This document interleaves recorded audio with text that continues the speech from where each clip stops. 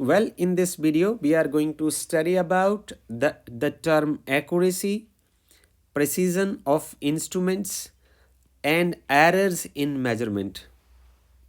ठीक है, एक्यूरेसी के बारे में समझेंगे, प्रिसीजन के बारे में समझेंगे और मेजरमेंट में कैसी कैसी एरर्स हो सकती हैं उसके बारे में हम समझने की कोशिश करेंगे। तो देखिए, जहाँ तक मेजरमेंट की बात है, measurement is the foundation of all experimental science and technology. Measurement experimental science and technology का बड़ा एक इंटीग्रल पार्ट है। आप जब कभी भी एक मेजरमेंट करेंगे तो हमेशा ही उसमें एक अनिश्चितता रहेगी कि आपने चीज़ों को सही तरीके से मेजर किया है कि नहीं किया है। तो ये जो अनसर्टेनिटी है, इस अनसर्टेनिटी को ही हम एरर कहते हैं। तो एरर की आपको यहाँ से डेफिनेशन मिल जाएगी। देखिए, जो भी वैल्यू आप कैलकुलेट करते हैं, यदि हमने एरर को बड़े अच्छे तरीके से समझना है तो हमें दो टर्म समझनी पड़ेंगी। एक एक्यूरेसी क्या होती है और प्रिसीजन क्या होता है। तो देखिए, हमारे पास जैसे फॉर एग्जांपल कि कोई एक लेंथ है ए बी, ओके, इसका हम एक एग्जांपल लेते हैं। तो ये जो लेंथ है ना ए बी, ये लेंथ ए बी है, इसकी जो ट्रू वैल्यू है, मैं ऐसे लिख देता हूँ कि उसकी जो ट्रू वैल्यू है, the true value of this length that is given to you is 3.678 centimetre है। ये इसकी ट्रू वैल्यू है। अब आप मेजरिंग डिवाइस लेते हैं, एक ऐसा डिवाइस नंबर 1, मैं इसको डिवाइस 1 मानता हूँ, और एक पास आपके पास है डिवाइस नंबर 2। तो जो डिवाइस नंबर 1 है वो मीटर स्क्वेयर है। This device number 1 is metre scale. Metre scale जो है वो एक सेंटीमीटर के 10वें हिस्से तक माप देता है।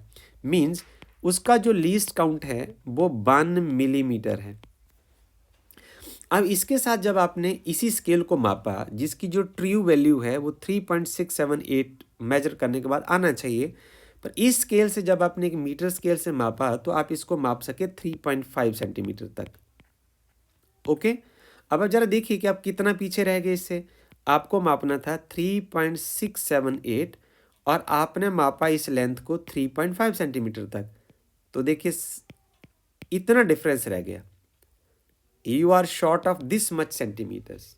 ओके, वन थिंग, एक बार आपने मीटर स्केल से जब मापा तो इतना मापा, दूसरी बार जब आपने मापा तो वर्नियर कैलिपर के साथ मापा, जिसका लीस्ट काउंट जो है वो है 1 सेंटीमीटर का, वो 100वें हिस्से तक माप सकता है। मतलब क्या हुआ कि उसका जो लीस्ट काउंट है वो 0.01 सेंटीमीटर हुआ। ओके, अब आपने जब वर्नियर कैलिपर के साथ इस लेंथ को मापा तो आपका आंसर आया 3.38 सेंटीमीटर। इसी लेंथ का जो आंसर आया 3.38 सेंटीमीटर आ गया। अब जरा देखिए, जो ट्रू वैल्यू आपके पास है, एक true value minus observe value के बीच में डिफरेंस कितना आया। यहाँ देखिए, ट्रू वैल्यू है आपके पास 3.678 सेंटीमीटर और ऑब्जर्व वैल्यू है आपके पास 3.380 सेंटीमीटर। डिफरेंस है 8 and this is 9 and this is 5 - 3 2। इतना डिफरेंस है। अब देखिए, इसमें आप देखेंगे कि आपकी जो ये वैल्यू है, this is close to the true value. इसको हम बोलेंगे एक्यूरेसी। आपकी जो मेजर्ड वैल्यू है, how close is this to the true value. आपकी जो मेजरमेंट जितनी ट्रू वैल्यू को क्लोज होगी उसको हम बोलेंगे एक्यूरेसी। हालांकि आपने देखिए 3.5 सेंटीमीटर तक ही मापा है, बट जब आप जितने ज़्यादा डेसिमल पॉइंट तक चले जाएंगे, जितना लीस्ट काउंट आप घटा देंगे, आप एक ऐसा इंस्ट्रूमेंट का यूज़ करेंगे। देखिए, लेंथ को आप माप सकते हैं कैसे, मीटर स्केल से माप सकते हैं आप इसको, वर्नियर कैलिपर से। इस लेंथ को आप माप सकते हैं स्क्रू गाउस से। फ़र्क क्या है, इसका जो लीस्ट काउंट है 1 मिलीमीटर है। एक एक ढंग से समझाते हैं आपको, इसको कुछ ऐसे समझाते हैं।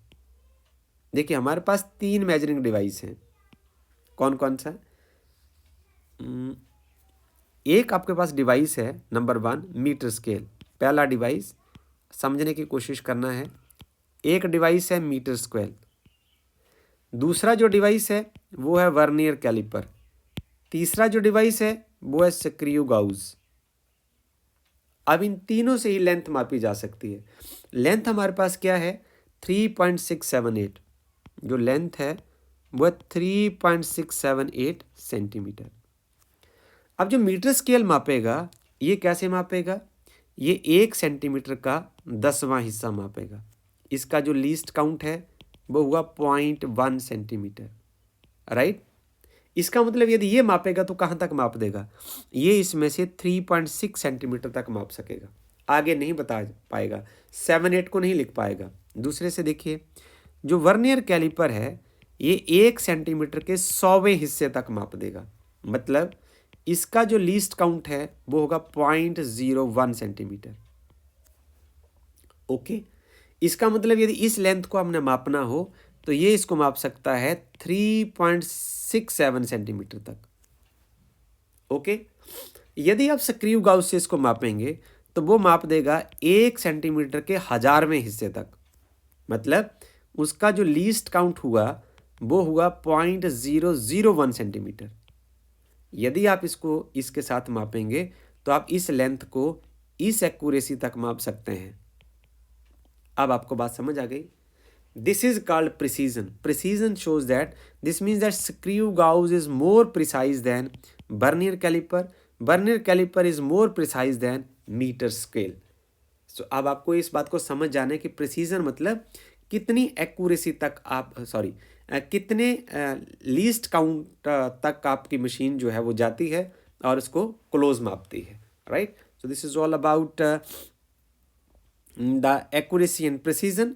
Now we will move ahead with our discussion, कि ये हमने आपको बता दिया है कि अब हम बात करते हैं आगे कि हमारी जो एरर होती हैं वो कितने तरीके की हो सकती हैं। देखिए, will shift our discussions now. Every measurement approximate due to error in measurements. तो in general error in measurements can be broadly classified as, जो 2 तरीके की हो सकती हैं। एरर सिस्टमेटिक एरर हो सकती है या फिर रैंडम एरर हो सकती है। तो सबसे पहले हम अपना ध्यान लगाते हैं, will just concentrate on systematic errors. हम सबसे पहले सिस्टमेटिक एरर्स के बारे में पढ़ते हैं। We will study about systematic errors. So जो सिस्टमेटिक एरर्स होती हैं ये 3 तरह की होती हैं। Number 1, instrumental error. इसका एक काइंड क्या होगा, इंस्ट्रूमेंटल एरर। तो इंस्ट्रूमेंटल एरर की यदि हम इसे नाम से ही जानने की कोशिश करें तो इंस्ट्रूमेंट में यदि कोई खराबी आ जाए तो उसको हम इंस्ट्रूमेंटल एरर कह देते हैं। यहाँ पढ़ते हैं, देखिए, a error that arise from the errors due to the imperfect design and calibration of the measuring instrument.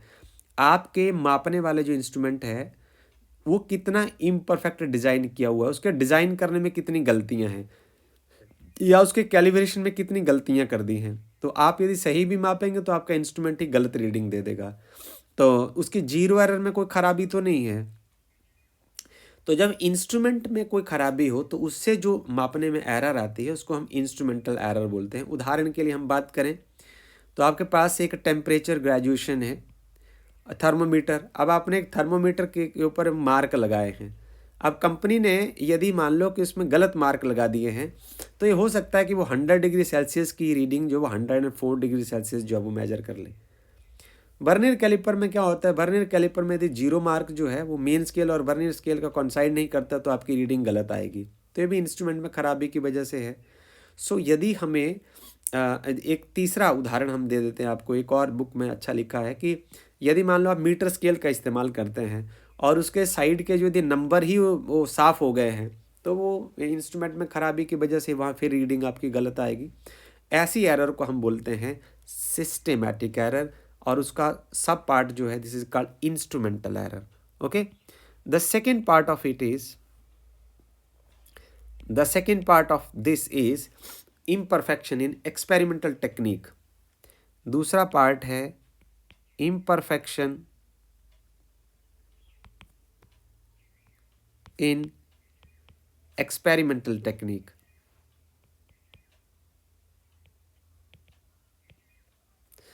यदि मान लो एक्सपेरिमेंटल टेक्निक में इम्परफेक्शन है, आपकी जो टेक्निक ऑफ मेजरमेंट है यदि उसमें खराबी है, तो फिर एरर जरूर आएगी। उदाहरण के लिए हम इसके ऊपर चर्चा करते हैं। टू डिटर्मिन द टेम्परेचर, यदि आपने टेम्परेचर को डिटर्मिन करना है ह्यूमन बॉडी का, अब देखिए यदि आपको उस टेम्परेचर को मापने की सही टेक्निक ही नहीं पता है तो फिर खराबी आएगी। देखिए ज़रा, यदि मान लो आप किसी आदमी का टेम्परेचर माप रहे हैं और आपने क्या किया कि जो थर्मोमीटर ना उसके हाथ में पकड़ा दिया, गलत रीडिंग आएगी। यदि आपने उसके बाजुओं में फंसा दिया तो उसके जो मेन बॉडी का टेम्परेचर है उससे फिर रीडिंग कम आएगी। बट यदि आप उसको मुंह में डाल के, जो थर्मोमीटर को मुंह में डालते हैं, जीवा के नीचे रखते हैं, तो उसकी जो टेम्परेचर, जो मेजरिंग जो आउटकम है वो बिल्कुल सही के आसपास आ जाएगी। ओके, सो हम ये इन टोटलिटी हम ये कहना चाह रहे हैं कि जो कुछ फैक्टर्स ऐसे होते हैं, जैसे एक्सपेरिमेंटल टेक्निक में या मेजरिंग टेक्निक में यदि आपके फॉल्ट है तो एरर सिस्टम में ज़रूर आएगी। जैसे आगे यदि हम उदाहरण से बात करें कि जैसे कुछ ऐसी एक्सटर्नल कंडीशंस होती हैं कि टेम्परेचर में चेंज आ जाए तभी किसी तरीके की मेजरमेंट जो हो प्रभावित होती है, या ह्यूमिडिटी में फ़र्क आ जाए, विंड वेलोसिटी, ये सब चीज़ें जो हैं वो मेजरमेंट को इफेक्ट डालती हैं। So they are all the call the system errors ये होती हैं, राइट। सो अनदर एग्जांपल है हमारे पास पर्सनल एरर। थर्ड तरीके की जो एरर है इसको हम बोलते हैं पर्सनल एरर। तो इसको हम यहाँ कुछ इस तरीके से लिख देते हैं, this is third error and this error is called personal error.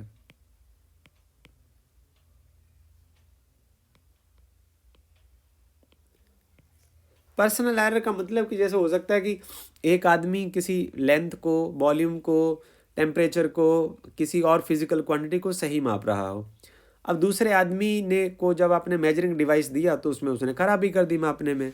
तो जब पर्सन टू पर्सन कोई एरर वेरी करे उसको हम पर्सनल एरर कहते हैं। जैसे फॉर एग्जांपल कि एक कोई इंडिविजुअल है, अब उसको ऑपरेटर सेट करने नहीं आता ठीक तरीके से, तो उसकी मेजरमेंट में अपने आप खराबी होगी।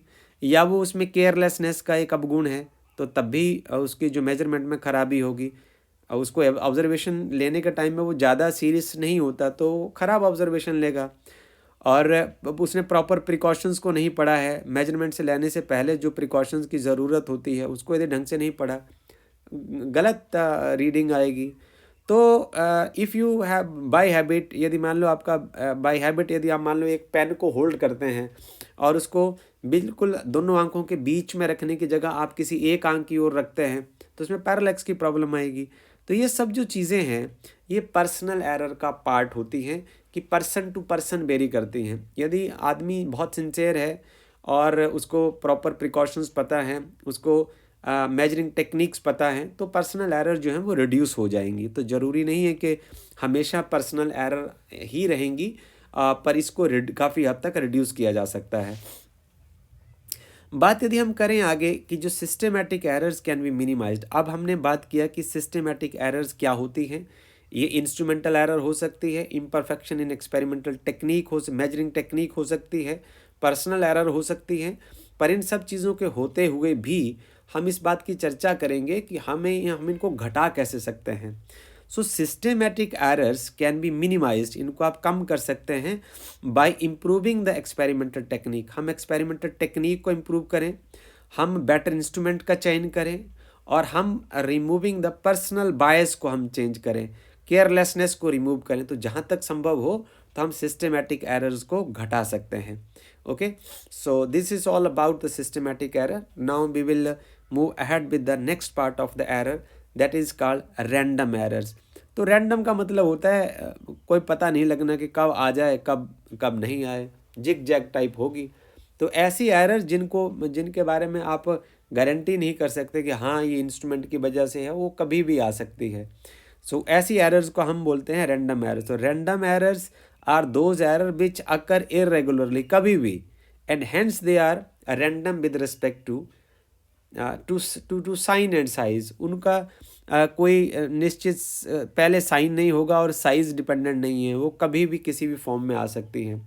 अब उदाहरण से ही आपको समझ आएगा कि किन तरह की एरर्स को आप रैंडम एरर्स की कैटेगरी में रखेंगे। So these can arise due to random और अनप्रडिक्टेबल फ्लक्चुएशंस। ये जो एरर्स आती हैं ये रैंडम आती हैं और it is because of unpredictable fluctuations in the experimental conditions. ऐसी ऐसी वेरिएशंस, ऐसी फ्लक्चुएशन जिनको आप प्री प्रेडिक्ट नहीं कर सकते। बीच में जैसे उदाहरण के लिए आप लें कि जैसे एकदम से कोई टेम्परेचर का राइज हो जाना, या फिर वोल्टेज सप्लाई में फ्लक्चुएशन आ जाना, उसमें स्टेबलाइजेशन परफेक्टली नहीं है, या मान लो आपने टेबल के ऊपर आप एक्सपेरिमेंट कर रहे हैं, वो टेबल ही हिल जाता है, आप 5 बच्चे वहाँ खड़े होकर एक्सपेरिमेंट कर रहे हैं, एक कोनी से उसको हिला देता है। तो ये सब चीज़ें क्या हैं, ये रैंडम एरर्स का हिस्सा है और इनको आप रिमूव नहीं कर सकते। You are totally uncertain about these all. So this a personal errors by the observer taking reading. मान लो कि एक आदमी बच्चा है, वो रीडिंग ले रहा है।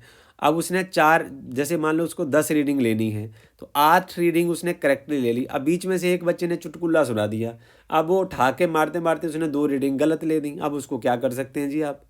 So this is all about the random errors. तो वो कभी भी आ सकती है, कभी भी कोई चुटकुला सुना सकता है, कोई कोनी मार सकता है, मेज हिल सकता है। These are all these error, the error in measurements lies in the category of random errors. अब एक बड़ी मज़ेदार एरर एक और है जिसको आपको समझना है, इस इसका लीस्ट काउंट एरर।